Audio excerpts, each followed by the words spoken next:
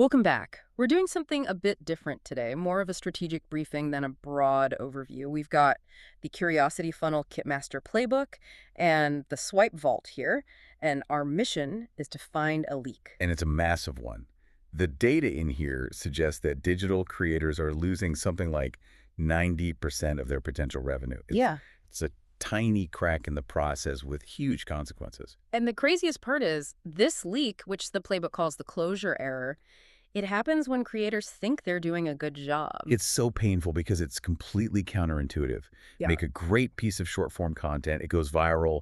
People are in the comments, what happened next or how do I do that? And so you answer them. You're a good creator. You're a good creator. You fix their problem and you kill your business. The entire Curiosity Funnel argument is that the second you give them that answer for free, the transaction is over. It's done. It's done. Mm. You satisfied their curiosity, so there is literally no biological reason for them to click your link, buy your product, or even leave the app. Okay, but that feels, I don't know, it feels a little harsh. Isn't that just gatekeeping? If I don't answer, I'm just annoying my audience, right? I mean, I want to be helpful. That's the fear, of course. But the playbook argues there's a biological mechanism at play that is way more powerful than simple annoyance. It points to Zeigarnik's research from way back in 1927. The Zeigarnik Effect? Right. The brain hates loose ends. It is wired to remember unfinished tasks or unfinished stories, but 90% better than completed ones. Zeigarnik actually called it a quasi-need. It creates real cognitive tension. It's like when you hear a song cut off right before the chorus and you can't get it out of your head all day. Exactly that. That tension is fuel. When a creator leaves a story unfinished, they create a biological itch.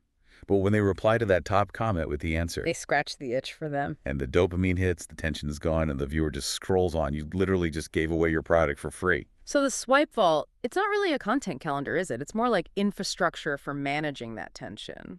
That's the entire pivot. It's designed to capture what it calls intentional traffic. The guide has this rule of 10.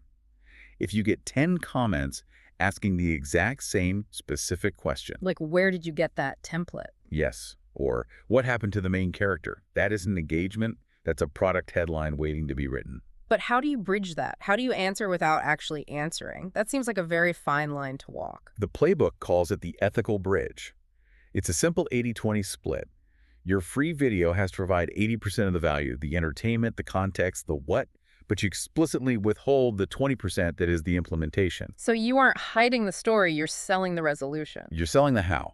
And this goes right into the pricing strategy, which I found fascinating. The kit is very, very strict about a $49 price point. Which feels oddly specific. Why not 19? Why not 99? It's about positioning the solution as infrastructure, not just a tip. But the real insight is the hidden price strategy. The playbook warns you, and it's in bold math, never, ever put the price in the video or the caption. Because that immediately makes it a wallet decision. Precisely. Yeah. If you see $49 in a caption, your brain does logical math. Do I have 50 bucks to spare for this?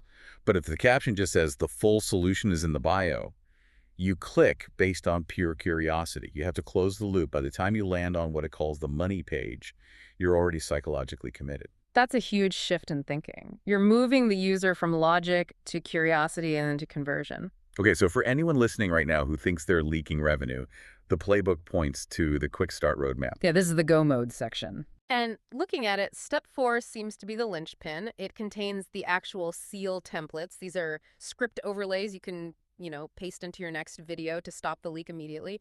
I'm looking at the first one here, the process leak script. It tells you to start your video with the phrase, "I finally figured it out," and then the instruction says 2.